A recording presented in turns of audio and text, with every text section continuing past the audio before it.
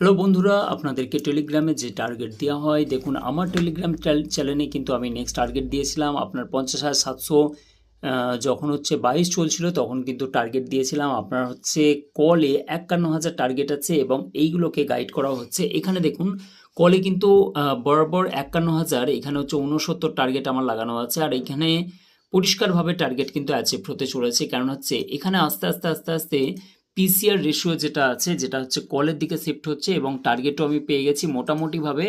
এখন পর্যন্ত আপনারা দেখুন, এটা শর্ট ভিডিওর মাধ্যম দিয়ে আপনাদেরকে জানানো হলো। সানডের মার্কেট চলছে, আর আগের ভিডিও যদি আপনি দেখেন অবাক হয়ে যাবে।